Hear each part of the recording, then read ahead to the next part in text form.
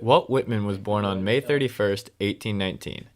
The family, which consisted of 9 children, lived in Brooklyn and Long Island in the 1820s and 1830s. Whitman's family was marked by dysfunction, inspiring a fervent need to escape home life. His heavy drinking older brother, Jesse, would eventually be committed to King's Country Lunatic Asylum in 1864, while his brother Andrew was also an alcoholic. His sister Hannah was emotionally unwell, and Whitman himself had to share a bed with his mentally handicapped brother. Whitman was a transcendentalist utopian who lived in a time of reform.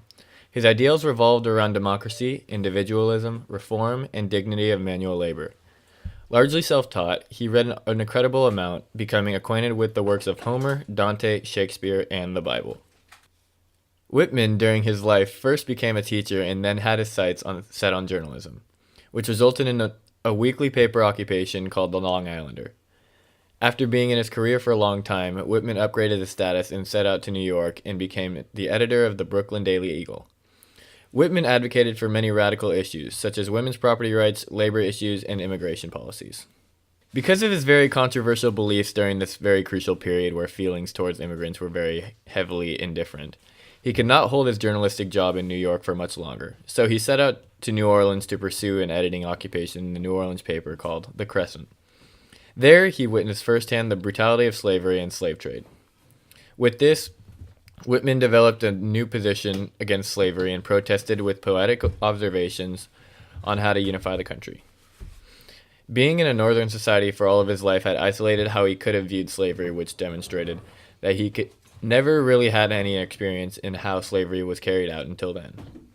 The entrance of slavery in Whitman's life had deepened his transcendentalist ideas, and this led to the creation of his most famous pieces of work. In the spring of 1855, Whitman, finally finding the style and voice he'd been searching for a majority of his lifetime, self-published a slim collection of 12 unnamed poems with a preface titled Leaves of Grass.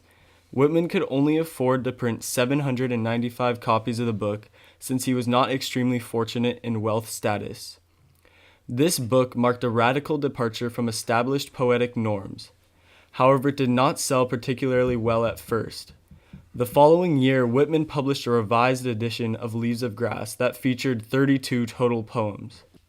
He began gaining the attention of people like writers Henry David Thoreau and Bronson Alcott, who were very fascinated in his work and ideals focused on a celebration of his own individuality, an appreciation of America and democracy, and an expression of universal themes such as birth, death, and resurrection.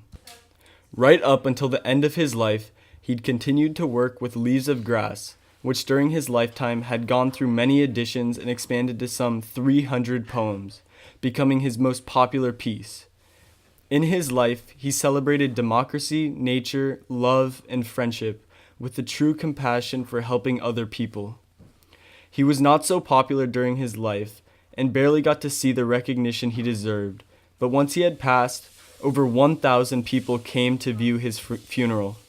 And as the first writer of a truly American poetry, Whitman's legacy endures. Whitman was 42 years old when the Civil War started. Some critics would charge that he should have joined the Union Army, but anyone who knew him could hardly conceive of the mild and empathetic poet as a soldier. During the early years of the war, he continued writing in Brooklyn, thinking as many Americans did that the war would be soon over.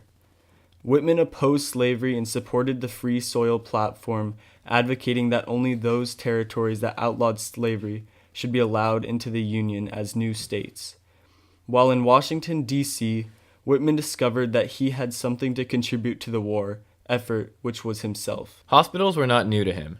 After spending time at the bedsides of injured New York stagecoach drivers, Whitman had written about conditions in the local medical wards and contributed as a nurse and gift giver to wounded soldiers from the Civil War in hospitals. Through the helping of injured soldiers, this work had also contributed to his escape from the feeling of being lost, searching for a new sense of purpose in which he found a new inspiration for his art. Whitman died on March 26, 1892 from bronchial pneumonia. though throughout his lifetime he had resulted in vastly different editions of his book Leaves of Grass over 4 decades, which the first a small book of 12 poems and the last a compilation of over 400. Whitman's most popular pieces was "O Captain, My Captain." It has stayed popular, even being praised in the modern day. It was even recited in the movie Dead Poet Society starring Robin Williams. "O Captain, My Captain" by Walt Whitman. "O Captain, my Captain, our fearful trip is done. The ship has weathered every rack, the prize we sought is won. The port is near, the bells I hear, the people all exulting, while follow eyes the steady keel, the vessel grim and daring. But oh heart, heart, heart! Oh, the bleeding drops of red, where on the deck my captain lies, fallen cold and dead. O Captain, my Captain, rise up and hear the bells. Rise up, for you the flag is flung, for you the bugle trills, for you bouquets and ribboned wreaths, for you the shores a crowding, for you they call the swaying mast their eager faces turning. Here, Captain, dear father, this arm beneath your head. It is some dream that on the deck you have fallen cold and dead." My captain does not answer. His lips are pale and still. My father does not feel my arm. He has no pulse nor will. The ship is anchored safe and sound. Its voyage is closed and done.